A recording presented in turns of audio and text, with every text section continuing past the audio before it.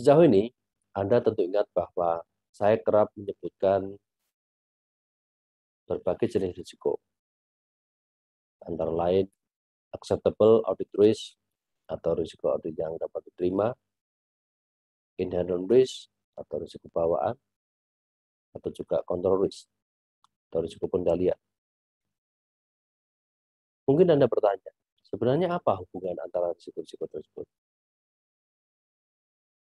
Untuk menjawab pertanyaan Anda, kali ini saya akan memaparkan mengenai model risiko audit yang di dalamnya nanti menjelaskan bagaimana risiko-risiko itu saling berhubungan dengan yang lain dan apa manfaatnya bagi auditor.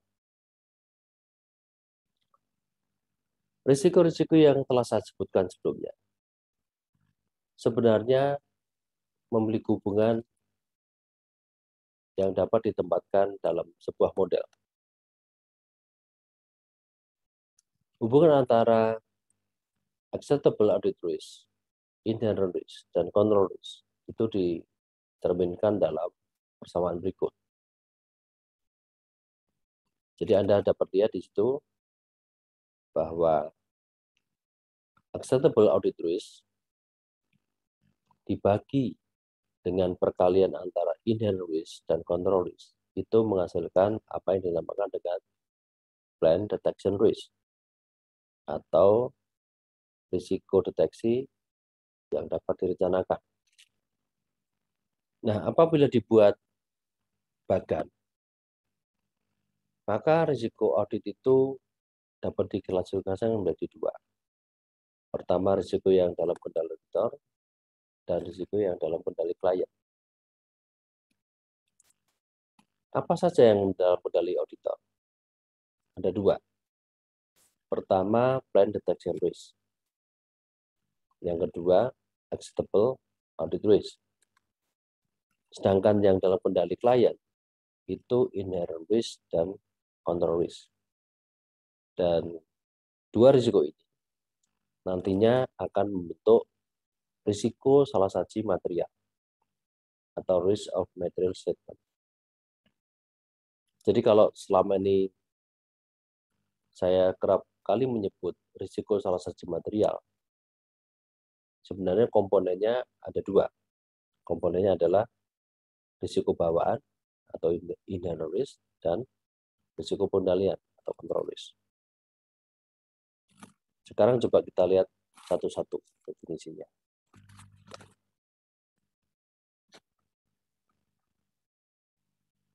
Anda tentu sudah mendengar acceptable audit risk ketika saya menjelaskan bab 8 mengenai perencanaan audit.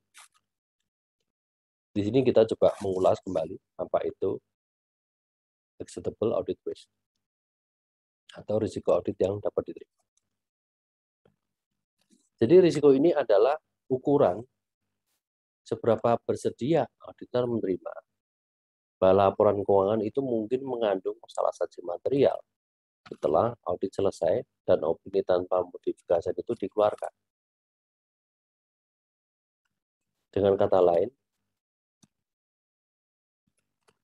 seberapa banyak auditor mau menerima risiko bahwa opini yang sudah dikeluarkan, opini WTP yang sudah dikeluarkan itu masih mengandung salah satu material. Artinya, risiko bahwa dia salah ngasih opini WTP. Itu adalah acceptable audit risk.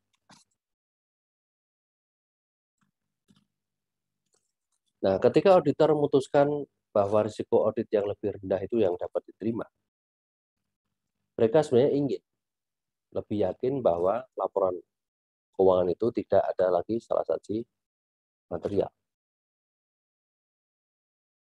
Istilah acceptable audit risk ini bisa juga merujuk pada istilah audit assurance yang disebut juga sebagai jaminan seluruh atau tingkat jaminan.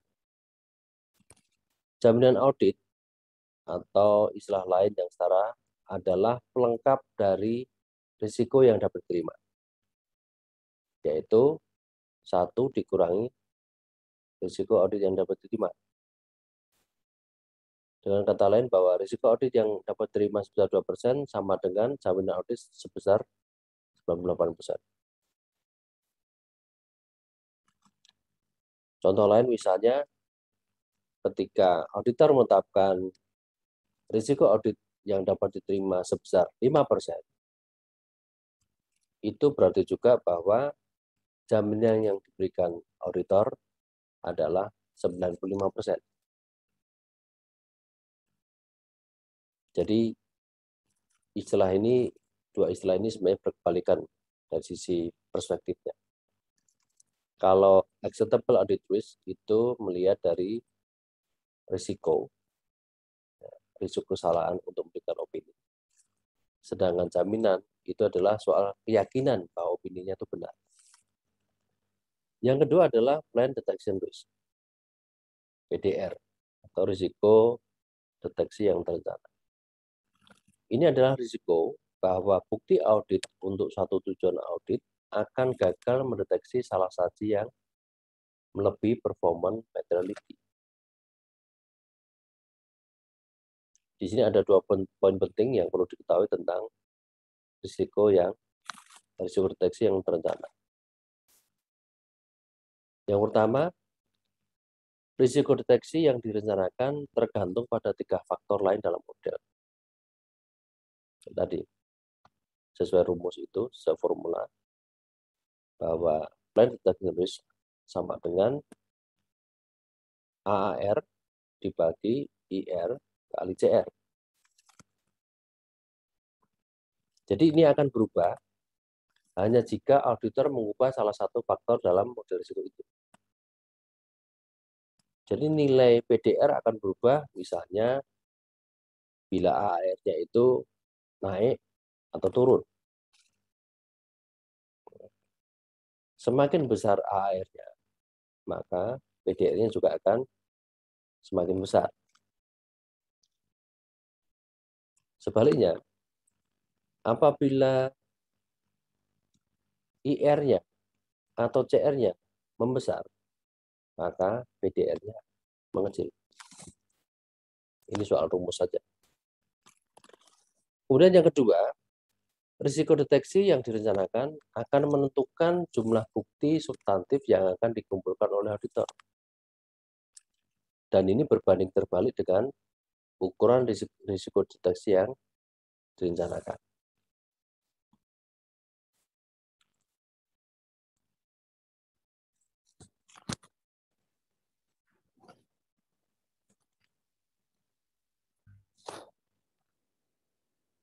Artinya apa? Bahwa ketika PDR-nya besar, maka jumlah buktinya sedikit. Sebaliknya, apabila jumlah buktinya banyak, maka PDR-nya semakin kecil.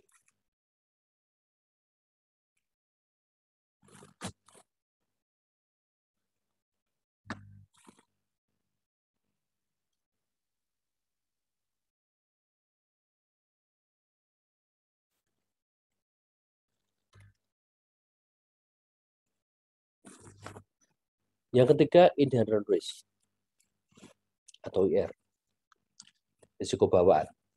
Ini mengukur penilaian auditor atas kerentanan suatu asersi terhadap salah satu material sebelum mempertimbangkan efektivitas pengendalian internal terkait. Jadi jika auditor menyimpulkan bahwa kemungkinan salah saji yang tinggi itu ada, auditor akan menyimpulkan bahwa risiko bawaannya tinggi. Di sini pengendalian internal diabaikan dalam menetapkan risiko bawaan karena dianggap terpisah dalam model risiko audit tadi. Dan risiko bawaan ini berbanding terbalik dengan risiko deteksi yang direncanakan dan terkait langsung dengan bukti. Yang terakhir, control risk atau risiko pengendalian. Ini mengukur penilaian auditor atas risiko bahwa salah satu material dapat terjadi dalam suatu asersi dan tidak dapat dicegah atau dideteksi secara tepat waktu oleh pengendali internal klien. Jadi di sini mengasumsikan bahwa auditor menyimpulkan bahwa pengendalian internal itu sama sekali tidak efektif untuk mencegah atau mendeteksi salah saji.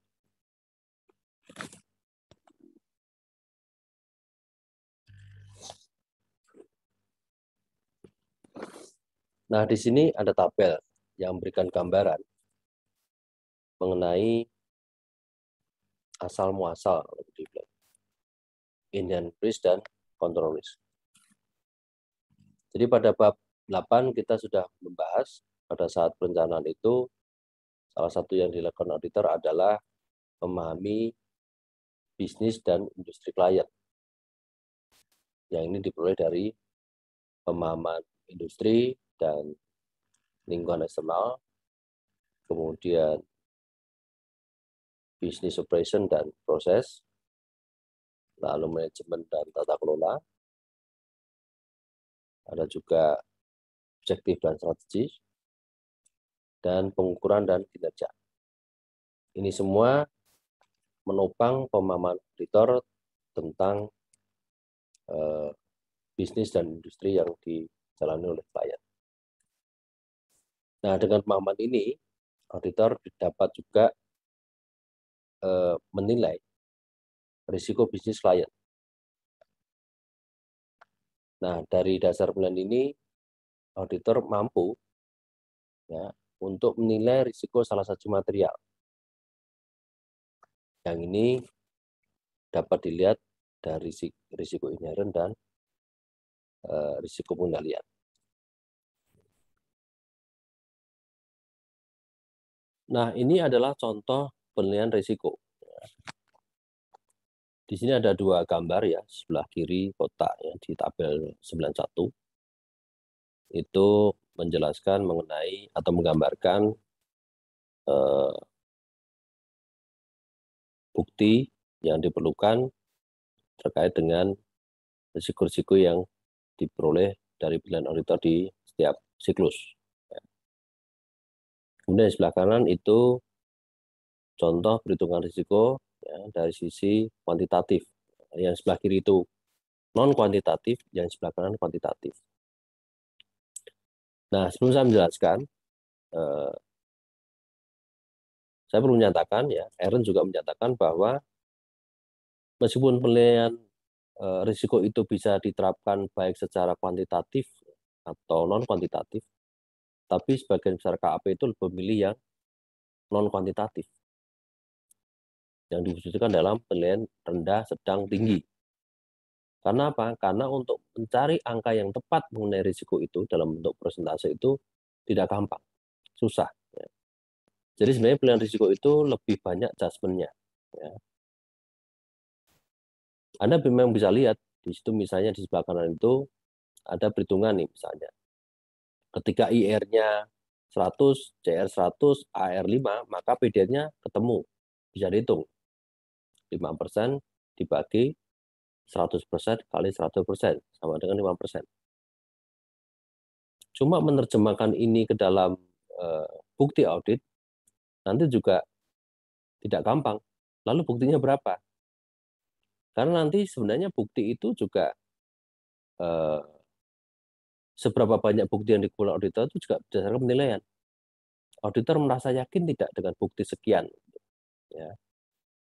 Cukup tidaknya tergantung pengujian bukti-bukti yang diperoleh. Jadi kalau auditor merasa puas, ya sudah, buktinya cukup. Sehingga memang akan lebih mudah untuk sebagai guidance itu auditor bicara risiko juga dalam terminologi yang tadi, rendah, sedang, tinggi.